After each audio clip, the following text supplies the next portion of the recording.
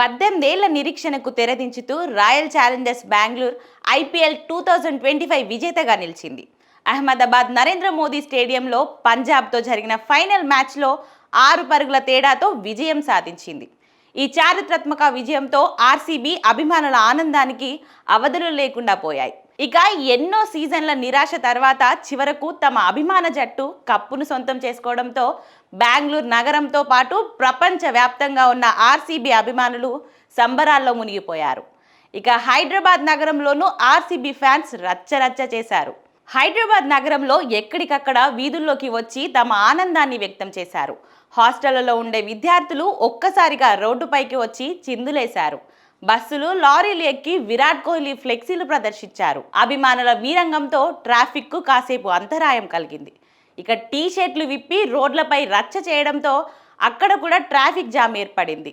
నిలిచిపోయిన వాహనాలపైకి ఎక్కి మరీ అభిమానులు చిందులేశారు. ఇది పలువురు వాహనదారులకు ఇబ్బంది కలిగించింది. పరిస్థితి అదుపు తప్పకుండా పోలీసులు రంగంలోకి దిగి వారిని చెదరగొట్టారు. ఇక సచివాలయం, ట్యాంక్ బండ్ పరిసరాల్లోనూ ఆర్సీబీ అభిమానులు సందడి అంబరాన్నంటింది. ఆర్సీబీ విజయం ఖరారు కాగానే సెక్రటేరియట్ పరిసరాలలో రహదారులు పటాకులు వెలుగులతో నిండిపోయాయి. అభిమానులు పెద్ద ఎత్తున టపాసులు కాల్చుతూ తమ సంబరాలను చేసుకున్నారు. ఈసాల కప్ నామ్దు ఆర్సీబీ, విరాట్ కోహ్లీ అంటూ పెద్ద ఎత్తున కేకలు వేస్తూ తమ అభిమానాన్ని చాటుకున్నారు. హైదరాబాద్లో సన్ రైజర్స్ హైదరాబాద్ జట్టుకు హోమ్ గ్రౌండ్ ఉన్నప్పటికీ ఆర్సీబీకి కూడా ఇక్కడ భారీ ఎత్తున అభిమానులు ఉన్నారు.